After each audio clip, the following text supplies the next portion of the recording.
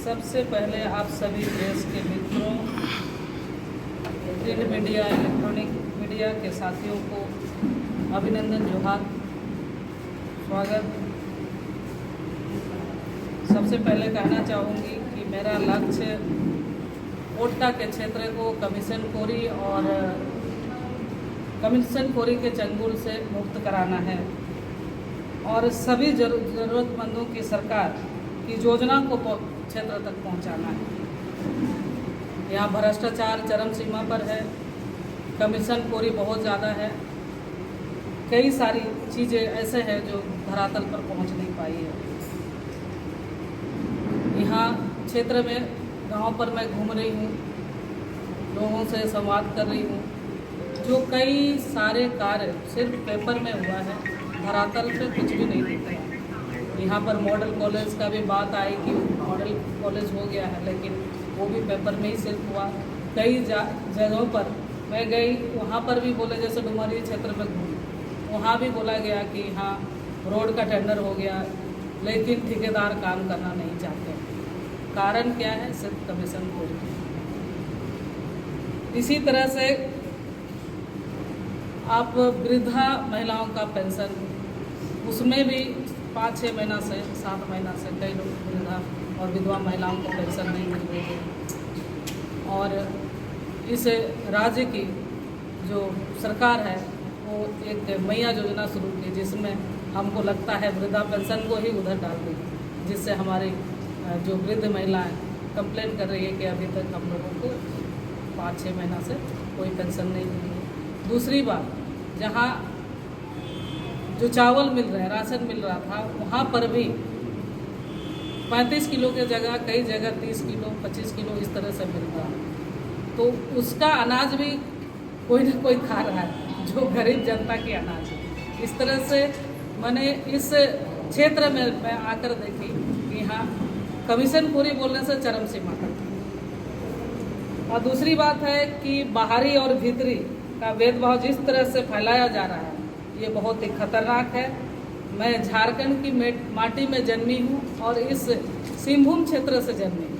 पहले तो सिंहभूम एक ही जिला होता था, आज 3 जिला में बटा हुआ है, लेकिन इस झारखंड की बेटी हूँ, इस झारखंड की माटी की बेटी हूँ, इस सिंहभूम की माटी की बेटी हूँ और यहीं पली बड़ी हूँ।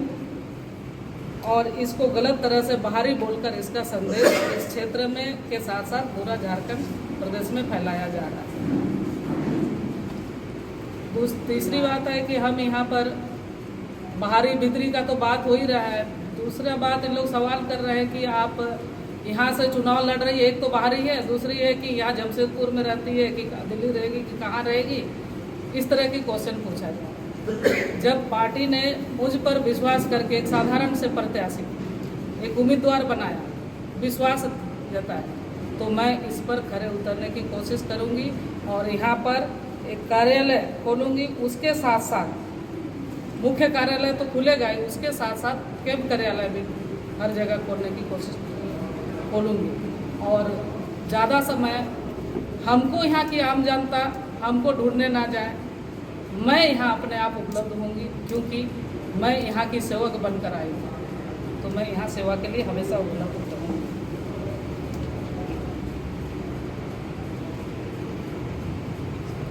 जो दीदी का कार्य, जैसे मेनका दीदी जब यहाँ पर थी, उस समय जो कार्य शुरू हुआ था और काम हुआ, वही कार्य अभी धरातल पर दिख रहा है।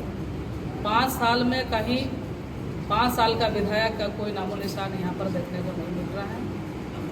और मैं कहना चाहूँगी कि जो दीदी का अधूरा काम है, मेनका दीदी का, उस काम को आगे बढ़ाऊँगी और पूरा करने का कोशिश करूँगी।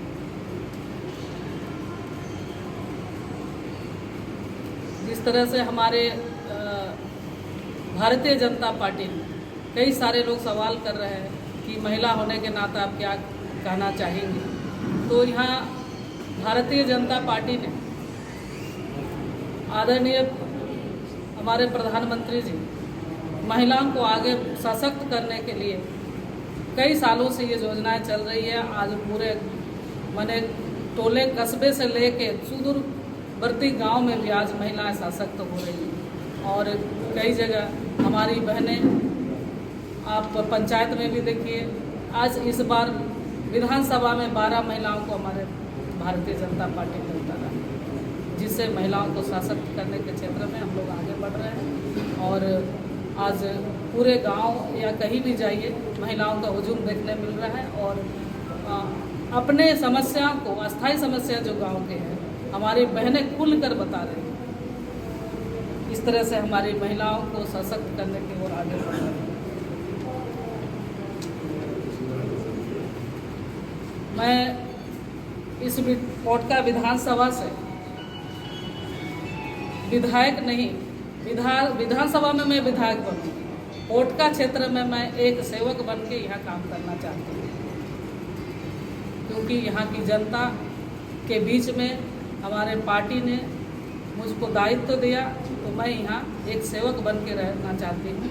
ऐसे नहीं कि हमको ढूंढने जाए या खोजने जाए, ऐसे बात नहीं है। मैं यहाँ एक सेवक के रूप में काम करूँगी और विधायक विधानसभा के रूप में विधानसभा में रहूँगी। इस तरह का कार्य करना चाहती हूँ। यहाँ के स्वास्थ्य हो, यहाँ के विकास के जितने भी एजुकेशन पर हो, स्वास्थ्य हेल्थ पर हो, चाहे रोड रास्ते, सभी चीज़ों पर यहाँ के विकास जो जन समस्याएं हैं उस पर पुरजोर यहाँ के लोगों के साथ, यहाँ के जनता के साथ, यहाँ के कार्यकर्ता के साथ मिलकर इस कोटका विधानसभा क्षेत्र को विकास के अग्रिम पंक्ति में लाना हमारा लक्ष्य है। आप सबको